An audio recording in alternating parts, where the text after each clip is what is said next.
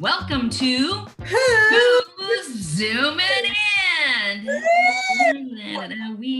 So this is episode number 11, one of my favorite numbers, and everybody gets to meet one of my new favorite people. Yay! Who you don't know either. All right, so since it's your job to always do this for us, Elise, tell us why you and I gather in the Zoom room and talk. Well, I think everybody that has been watching this can probably repeat with me at this point, but we miss our people. We miss our and people. our guess is that you miss your people too. And one of my favorite things about going out and about to different events in town is running into people that I know and catching up, finding out what they're up to, what are they doing next. And so this is our opportunity to do that, to catch up with our most favorite people. And you always instill some rules on me. You tell me there are 3 things I'm not allowed to talk about. So today, what am I not allowed to talk about? Today, I thought we would keep it really simple, which is, let's not talk about traffic. It's Okay. boring. Okay. I don't think we should talk about weather other than to say it is gorgeous outside. I agree. And the third thing I just didn't think we should even talk about is the only thing of Halloween that I actually missed today is I wish that I had a bag of bugles so I could do witch fingers with my bugles. Did every kid in America do that? I don't know. We'll have to ask our next guest. We'll have to ask her and see if she did it too. So, well, good. All right. Now, episode number 11, Elise, you get to officially talk to one of my new favorite people. Now, this is the best thing about this pandemic is that because of COVID, I had the time to serve on a committee that's creating an arts initiative at the Firehouse Shelter. And we talked about this with our friend Kyle. Yes. And Kyle pulled this young lady into the group because she is a poet and he is also a poet. And he thought it would be a great idea to introduce this art medium to the guys at the shelter. So I find out more and more about her. She has an MFA in poetry. She has won multiple awards for her work. She was the 2017 winner of the Rana Jaffe Foundation Award in poetry, which is concentrated on work of women solely. She was a silver medalist for the Independent Publisher Awards, also in poetry. And she was a Lena Miles Weaver Todd Prize winner. And I believe, we'll ask her when she comes in, because of that win, one of her books got published, if I'm not mistaken. And there's tons. I mean, her resume is full of awards. She has soon to be 3 published collections of her own poetry. We'll talk about the upcoming 3rd one. She teaches, if that's not enough, she teaches at ASFA and she leads the Birmingham chapter of Penn America. Ashley M. Jones, please join us in the Zoom room. Come on, Ashley. There she is. Hey. I am so glad you're here today. It's so good to see your face. I've missed you. Yeah, I've missed you too. It's good to see your face, which I've never seen in real life, I realize right now. I know. I've only seen you this way. We met during the pandemic.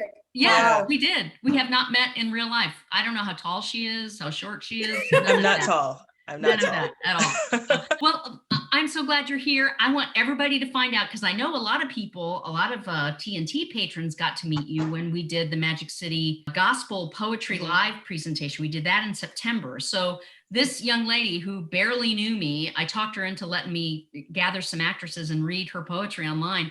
And it was so much fun. I have people talk about it, still talking about it, that they want us to do it again. We have to talk about that afterwards. But what I didn't mention when I introduced Ashley is that she is the founder of the Magic City Poetry Festival. So tell everybody a little bit about that and how everybody needs to know, even not people involved in the spoken word. Yeah, so the Magic City Poetry Festival is a nonprofit organization, and we focus on poetry and community. And our main initiative is usually, of course, we know we're in a pandemic right now, but usually it is a month-long festival during April, which is National Poetry Month. And in that festival, we have events for every kind of person there is. So for people who don't like poetry, people who've never experienced it, people who write it, people who teach it, kids, everybody. And we have readings, we have community conversations as well.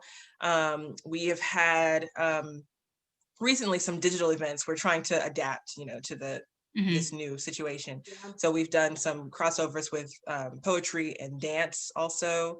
And we also raise money for local organizations. We did a fundraiser for Be a Blessing Birmingham, who you might have seen in the news. They just got their mobile shower unit for our neighbors without Oh my homes. gosh, Yeah. yes. So we're all Okay. about art and community. I want to show you have been so busy. I got yeah. Well, let's just Hey, jump to Ashley. that since that's the picture that came up. There it goes. We were going to save this for later, but look at this picture of Ashley. Tell us about going back to school. Yeah, I mean, when the pandemic first hit, it was super confusing and we immediately left school. It kind of started kicking up in March and everybody, went home and did remote learning. And that was super weird and strange. And we all assumed that, oh, we'll be back in the fall, everything will be fine, which. Right, like we all did. I mean, I think we were all like, it'll be 2 weeks. It's fine. No big deal. And then it wasn't, it was not fine at all. This summer I lost a cousin to the pandemic actually, and thank you. I mean, it's definitely been difficult, and that's one of the reasons why it was so hard for me to even imagine going back to school, because I was having a hard time even living life anymore, figuring out how to interact with the world with this unseeable danger, of the virus. So it was definitely hard for me to conceptualize being in a classroom and dealing with students. Luckily, my school started virtually for the first 8 weeks, so we had some time to plan. And so I just finished my 3-week, residency teaching in person. I'll go back to remote, and another teacher will go from my department in person. Well, good. I'm glad they're figuring it out. Yeah. And I but wanted it went to well. start. So. Yeah, I didn't mean to start with this picture. I was going to start with the fact that you have been all over the internet doing all kinds of stuff with your poetry. And this was July, I think, right? Yeah, July. Yeah. So you did a poetry night online, and then I was lucky enough to talk you into doing something for us. And tell everybody about these masks. I mean, I'll say too, Tam, you always say you talked me into it, but I mean, I was happy to agree. You had a good energy. I can kind of read people pretty quickly, and you seemed like a stand-up kind of person. So I thought, well, why not? Yeah. She seems cool. So it didn't take that much on my end. I wasn't like, ooh, I don't know, but anyway, the masks. So as Tam mentioned, we did a poetry night with my first book, Magic City Gospel. And it just so happened, this was all very unexpected. Earlier in the summer, a friend of mine who I went to high school with contacted me, and she let me know that she was doing these masks, with different artists in the city. And so she asked me if I wanted to do some, and I said, sure. And she mentioned that some people were using some of their proceeds to donate to different causes. And so I, being who I am, was like, let me find somebody to give this money to, because I really believe that sharing resources is the way to go. I mean, I've been very blessed in life. I would rather the money go to someone else, than me, because I also believe everything you give does come back to you in one way or another. So anyway, so I decided, once I learned that I was going to do this with Tam, I said, well, what if I just give that money to these actresses? Because I'm so grateful to them for doing this work. And I'm always very happy to celebrate women and Black women. And so I was like, you know what? Let's just do that, and luckily we were able to raise a pretty good amount of money to donate. Thank you again for that. I know I've thanked you since, but so you've been all over online, you've gone back to school. We were talking about the Magic City Poetry Festival, and you have been involved in a lot with that, but I am so excited, and I may focus on this mostly, but you have another book coming out. I do. Tell us. So the first one, Magic City Gospel, which everybody, there they are. Oh, okay. There it is. Yay. That's the one that we did in September. And then I was telling Ashley earlier that I just finished reading Dark Thing. It's really fabulous. So if those of you that are watching this haven't read any of her stuff, get them. I know you can get them at Thank You Books.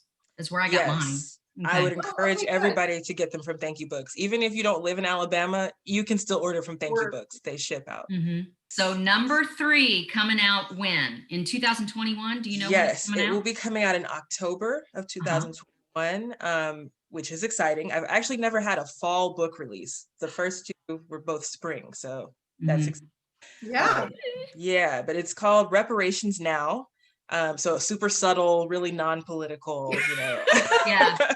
Nothing. Yeah. So this time next year. Yeah. Mhm. Yeah. We have to wait a year? Well, yes and no. So like for one, I tend to publish a lot of the pieces in Mhm. journals. So there's Mhm. plenty of the book already out and available for you to read. And you're my friend. So if you just, want to read some, I'm happy to send them to you. I would. So. Ooh, did you hear that, everybody? Did you hear that, Elise?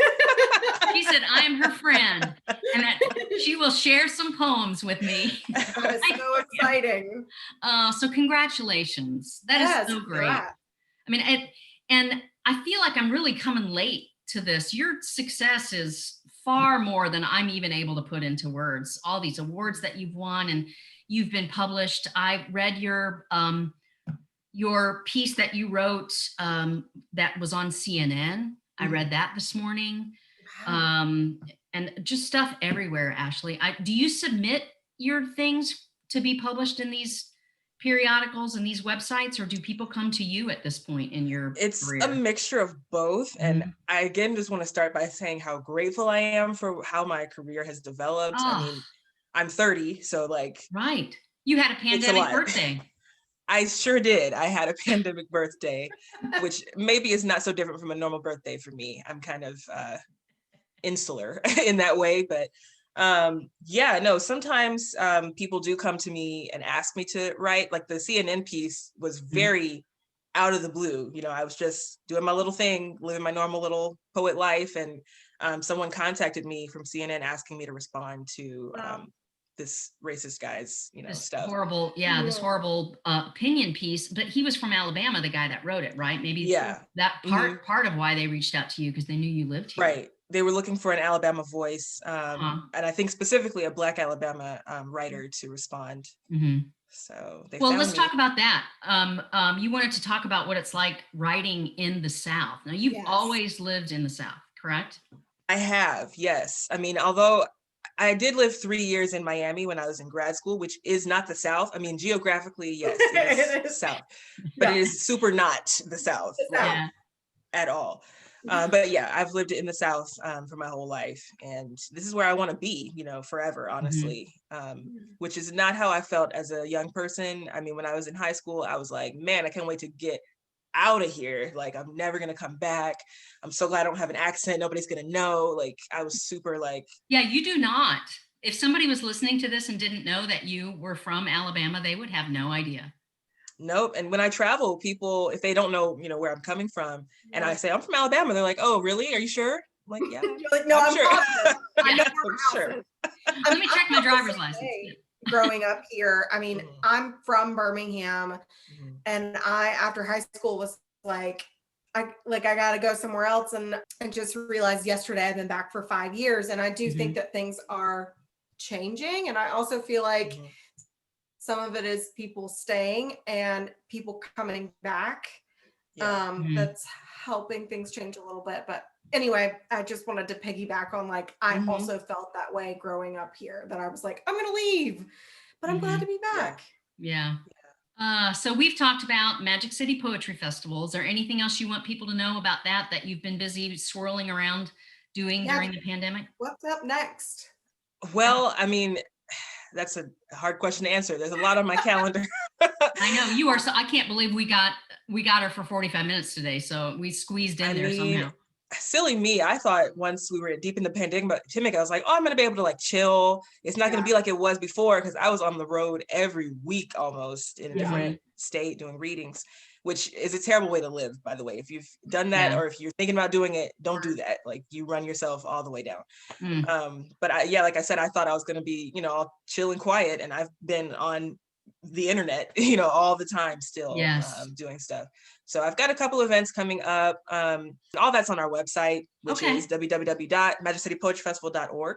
Got it. So you can check that for playbacks of some of our other virtual events and also information about upcoming ones. All right, so I saved what I think might be our most interesting thing to talk about before we wrap up our interview. But you mentioned, I asked Ashley to give me 5 things that she wanted people to know so that we could talk about these 5 things during the interview. She said she would like to talk about how writing helps when the world is on fire. Yeah. Yeah. It is sort of yeah. cursing past Ashley for asking such a deep question of It's herself, a but great question. I mean, I feel like you have changed me. wow. You really have. And Hmm. so Wow. all Don't by do that to me, yourself. Tam. Don't do that to me. And the Not on this poetry is, camera. and I read one of these pieces out loud to Kristen before we did the interview. It was, I'm going to find it while you're talking, but where you change the sentence and you just change the sentence and you change the sentence. Yeah, I It's know what you're almost talking the about. same Yeah. words. Election year 2016, Mm. the motto. Mhm. And I read it Yeah. out loud. I almost couldn't get through it, Hmm. reading it out loud. So Wow. talk a little bit about how you feel like what you do and this gift that you have helps people Mhm. when the world is on fire. Wow. I mean, first of all, I just have to say thank you for reading my work and engaging with it, because I think you were saying, at least before we started recording, that poetry is like a conversation, and that's how I've always thought of it. You know, it began with poets talking to me and me feeling like, oh, I'm finally in this conversation. And for me, it was really feeling like I could be empowered as a Black woman, you know, even though I was a little girl, I still was like, wow, I'm being invited in by these, you know, other Black women, and I have a voice too. And now as a writer, it's that moment that just happened between us. Like, that's what I'm writing for, because I really believe I have this talent from God, and Yes. whatever God gives us, we have to use it to help make the world better. And so that's why I'm writing, not only to help myself process some of these things. You know, like that poem you just mentioned, I wrote that because I realized the world has always been on fire. There was never a time, at least for people who look like me, where everything was cool and everybody loved us. You know, it's always been, from the beginning of this nation, an attack, you know, on our person. And so I write to work through that for myself, but also to start that conversation with others, so they can start to think like, well, wait a minute, what have I not seen? Or what is it that I'm living through? Who are the people who are being left behind or disenfranchised or whatever? And even on a different level, not just with politics, but when I write about myself, I want people to feel seen, like they're not alone. You know, I have always felt like, you know, I'm a kind of a weird Black girl, which now I think is fantastic. I love being Embrace it. exactly who I am. Yes. Love weirdness. Weirdness is wonderful. But, you know, growing up, you definitely feel like nobody else is like me. Like, where are people who understand me? And of course, I have a great family. Like, we're all a bunch of, you know, weird, interesting people, but the world has a way of sort of wearing you down. And so I try to write to not only that me of the past, but to anyone who feels like they can't be who they are, you know? Yeah. So, thank you Yeah, again thank you. for joining us today. And I hope that everybody fell in love with Ashley M. Jones, just like I did when I first Oh, met her. gosh. And I hope that they go buy your stuff and they follow you online and fall in love with the art form of poetry. I had a gazillion other questions that I had ready to ask, but we just got to talking about other stuff. So we are going to wrap up with our famous 10 questions. 10 questions. Ready, Ms. Jones? I guess so. I have no choice. So question number 1. What is your favorite dessert? Lemon meringue pie. Ooh, good I love choice. that. Yes, good choice. Question number 2, dogs or cats? Neither. Fair. Because you're allergic. Are you allergic to both? A little bit, yeah. Okay, so yeah. no pets. All right, question number 3. Do you I think I know the answer to this because I stalk her on Facebook. Oh my gosh. Still make a wish when you blow out your birthday candles? Yes. Question number 4, if you didn't live in Alabama, where would you live? On Mars. Ooh, I like that. Interesting. Question number 5. If you could only wear one color for the rest of your life, what would that color be? Ooh, that's hard. Because you wear Yeah. lots of I vibrant do. colors. I think honestly black, because you didn't say I couldn't wear accessories. I did not. So- That's true. I did You not. can You see? accessorize all you want. She is making her own rules. Okay. I mean- I like that. Question number 6. Okay. What, if anything, did you collect as a child? Oh gosh. Barbies Yes. and rocks. Also rocks a little bit. Same. I also have Barbies and rocks. Yeah. I had somebody else that collected rocks. I forget who it was. Yeah. Yeah. Question number 7. Are you related to anyone famous? And if so, who? I don't think so. No, Question number 8. Sweet or salty? both. I eat them together. Yeah. Yes, At the I same am time? also that. Yeah. Okay, question number 9. We're down to the last 2 questions. Of the 2, what do you like better, musicals or straight plays? Now that's hard. That's really an unfair question. Because it depends what mood I'm in. Like sometimes Great answer. I want to sing along Uh-huh. and like I'm really just ready for the music. And sometimes I just want to see a straight play. It depends. That's a great answer. I love it. All right. And Our last question, on a scale of 1 to 10, 10 being the funniest, how funny are you? I'm a 10. yes. Yes, I love it. I'm a 10. Yes. Round of applause. Yes. Great. Oh, I am so glad that I got to introduce you to Ashley. Yes, thank you. It was so nice to meet you today. So nice to meet Yeah. you too. What a great afternoon. So thank you everybody for watching. Thank you, Ashley Jones, for joining us.